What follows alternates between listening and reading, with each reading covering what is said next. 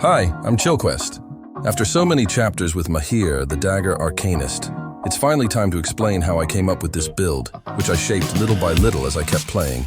I want to make it clear that this build is based on my personal opinion, on how I thought I could best unleash arcane power, not only by using its damage, but also its mobility, its ability to pick targets and make them vulnerable, and to keep control of the battlefield at all times. My goal was to create a fun build, and in my opinion, one that's also enjoyable to watch in action. This build is a hybrid between Arcanist and Rot Dagger.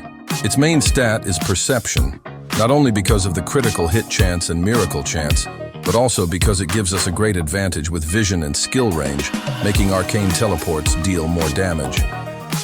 On top of that, Perception provides accuracy and armor penetration, which works perfectly with daggers.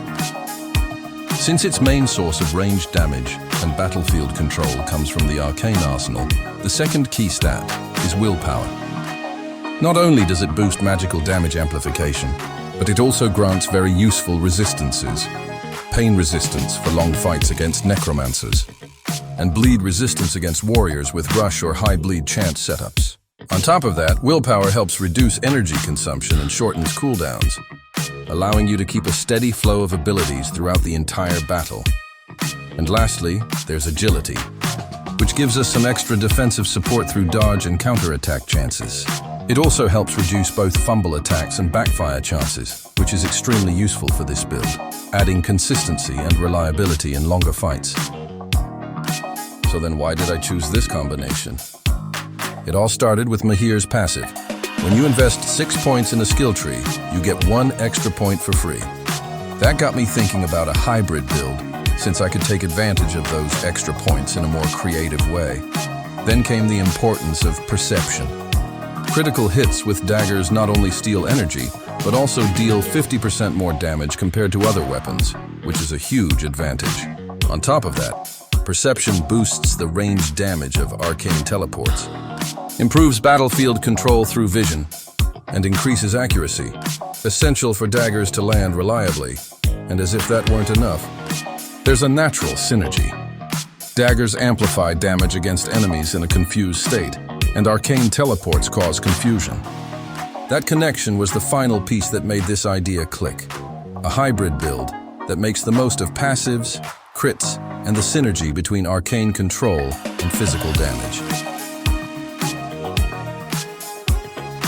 So, with all that explained, the passives, the main stats, and the reasoning behind this combination, it's time to move on to the most important part: which skills I chose and why. Because at the end of the day, it's the skills that truly bring this build to life. Let's start with the daggers, and as you can see, I didn't max out the entire tree. Instead, I went straight for the crit-focused branch, leaving bleed aside. My only 2 active skills are double lunge, my main source of damage, which also lets me stack effects that synergize with my passives. Deadly Trick, which I chose not only to recover energy, but also to deal damage and reposition myself in certain situations. Plus, it increases my counter potential. Then there's Quick Hands, which speeds up my dagger abilities. And if I swap to a staff mid-fight, when I return to the daggers, I gain crit chance. Perfect for keeping pressure up. Next, From the Shadows, which boosts the first strike on an enemy. And if they're confused, it adds a huge bonus to my damage, making it a core part of my combo. Finally, Counterattack Mastery and Dance Macabre give me that aggressive defense style. Counters stack up while I keep attacking. And if those count as crit, I gain extra evasion while also debuffing the enemy, tilting the fight heavily in my favor. Now we move to the Arcanist. This is the most complete part of my build. It gives the most synergy and versatility. First, the main actives. Wormhole creates a tile for 3 turns. When the turns end, the marked target returns to that spot. If it is an enemy, it takes damage. If someone is on the tile, there is a 93% chance to be stunned. Dimensional Shift swaps the positions of 2 targets. It deals damage based on distance. The farther, the more damage. Applies confusion or daze. The combo would be Wormhole, Dimensional Shift on the target, and standing on the tile. This deals high damage and applies negative effects. The first passive, Arcane Might, gives bonus for arcane damage with hits, shots, or abilities.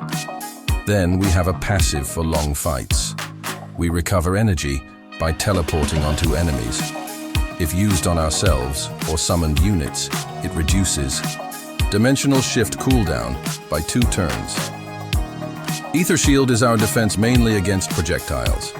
The resistances it provides help a lot. Its duration can be extended by teleporting ourselves. Schism, our only AoE, provides damage, positioning, and debuffs. It puts enemies in stagger or immobilize, sometimes useful for pushing them into traps, away from you, or into a wormhole. Our first summon is Mana Crystal. It lasts 8 turns and fires an arcane projectile each turn. The best part, it can be used as a teleport object. Each teleport fires 3 extra projectiles at nearby enemies. It can also be used for mobility or to swap an enemy into a trap. The crystal does not trigger traps. Next is Stasis, our defensive skill. It lets us set up the battlefield while being attacked, immobilizes a target for 3 turns, and makes them immune to all damage except arcane. When it ends, it deals arcane damage based on what they absorbed and can daze. Teleporting the target ends stasis instantly. Next skill is Phantom. It provides damage, mobility, and drains energy. It can take many hits. It can heal itself with arcane damage. Very useful. Ether Harmony. Every 10 turns. If we produce a miracle when summoning a mana crystal, its cooldown resets automatically. It also buffs magic damage for each summoned unit. Entropy. Flare powers up the mana crystal. It deals more damage every time it is teleported. Next, we have Warfare, which complements and enhances our dagger buffs. Within the tree, the most important skills are Right on Target and Warcry. Right on Target is key because it gives a bonus when using only 1 dagger. This improves our damage and synergy with the dagger crits. Warcry is another essential skill. It not only boosts criticals, but also puts enemies in confusion. This allows better control of the battlefield and sets up combos with other abilities. Defensive Tactics helps us protect ourselves and adapt if the situation requires a more cautious approach. Now we move to Magic Mastery. This tree is key to enhance our magic and complement our daggers. The essential skills in Magic Mastery are the seals. They boost skill range, increase miracle chance and power, and reduce backfire and fumble chances in our abilities. Another important skill is the passive Body and Spirit. This passive lets physical hits boost our magic, and magical skills boost our weapons. Together, Magic Mastery allows us to combine physical and magical damage efficiently, while keeping our abilities safer and more powerful in combat. Finally, we have the Athletics tree. We mainly use it for our dash, which gives us mobility in combat. Another important skill is Elusiveness, which helps with evasion and dodging dangerous attacks. We also take Not This Time, which helps avoid critical CC that could break our control of the battlefield. Overall, Athletics allows us to stay agile and protected, while maintaining dominance in combat as we move enemies and strike strategically. Now let's move on to the gear section. In this build, we always use light armor to maintain mobility and evasion. Early in the game, before reaching Tier 4, focus on defense, evasion, counter chance, and reducing backfire chance with some gear pieces. Then aim for critical efficiency and daggers, combined with Art, the warfare passive that gives bonuses when using daggers without a shield, if you haven't fully invested points in the tree yet. Once we reach levels with good magical gear, Tier 4 or higher, around level 18, we can add a staff as a second weapon. This allows us to rotate between daggers and staff, taking full advantage of ROT and our skills. At this advanced stage, we look for jewelry, armor, and cloaks with miracle chance, magic power, and stats that boost our magical damage. In the late game, with Tier 5 gear, armor becomes more hybrid. Here we aim for a combination of critical efficiency, miracle chance, magic power, and evasion with counter. This maximizes our damage, mobility, and battlefield control, while maintaining durability and safety in the toughest fights. In short, always light armor early. Focus on defense first, then optimize crit and daggers with ROT, staff and magical gear in mid-game, and finally hybrid armor with balanced stats in late game. And now let's move on to see how these abilities work in action throughout the game. Early game. In the early game, since we don't yet have summons like the Crystal or the Phantom, our strategy revolves around wormhole and position swapping. The idea is to swap an enemy and stand on the wormhole tile. When the effect ends, the enemy takes extra damage and is perfectly set up for dagger attacks. It's not that simple. You need to choose your targets carefully to avoid unfavorable trades. That's why hunter nets are essential. They help keep enemies at bay, separate them, and create space to execute your plays.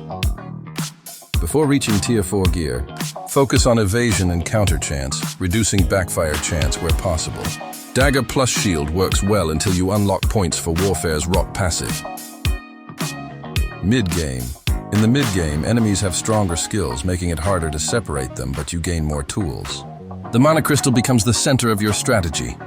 The basic combo is, place wormhole on the crystal, then teleport it to max range of an enemy or onto a trap. When the crystal returns via wormhole, it deals extra damage and its passive fires 3 projectiles at nearby enemies. This gives you control, mobility, and constant pressure. Your build also takes advantage of cross-buffing. Landing hits with daggers boosts magic damage, while casting spells boosts physical damage, making it efficient to rotate between weapons and spells.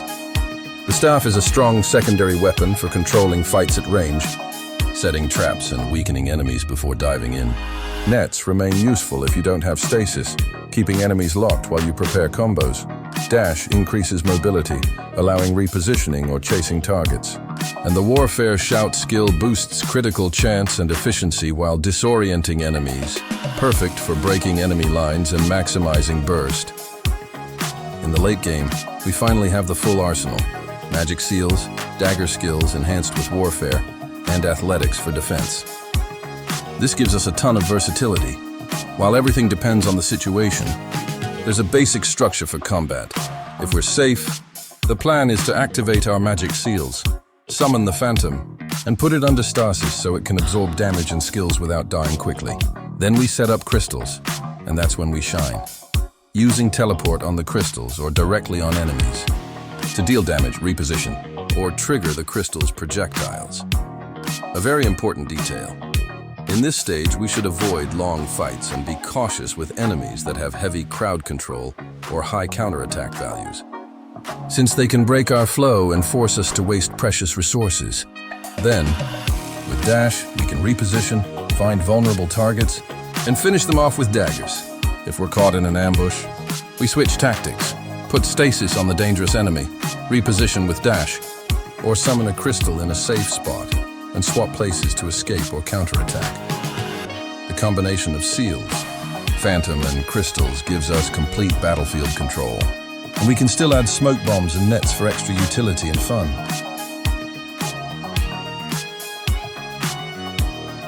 Now let's wrap up the build. First, the strengths. This setup has a lot of mobility thanks to the dash and nets. It allows you to control the battlefield with traps, smoke bombs, and smart positioning. The combos are creative, fun, and varied, alternating between physical and magical damage. And when everything connects, the explosive burst can erase enemies before they even get the chance to react. Of course, there are weaknesses too. Defense is limited, so any positioning mistake is very costly. You rely heavily on crits and energy management. The build is also vulnerable to crowd control and enemies with high counterattacks. And one key point, long fights are not your friend, because this setup shines in short and controlled battles. Now, some practical playstyle tips. Remember, this is not a meta build, it's a creative and fun one. The goal is to enjoy the combos. Avoid long fights or enemies with too much CC or counterattacks. Use nets and smoke bombs to always set the pace of combat. Take advantage of the environment. Traps, narrow corridors, and walls make your playstyle stronger. And most importantly, play smart. Go in, Unleash your burst and get out before you're exposed. By late game, pick your fights carefully. It's not about fighting everything, but about shining at the right moment and place.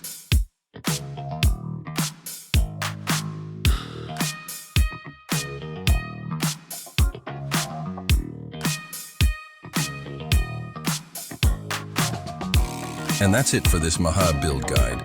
If you want to see this build in action, check out the Mahir series on my channel. Don't forget to subscribe and drop a like if you enjoyed the video. If you would have made different choices or have ideas to improve this build, feel free to share them in the comments and discuss them together. The main goal is that this guide gives you inspiration, even if you don't copy the build exactly, so you can try out this playstyle and enjoy it as much as I do.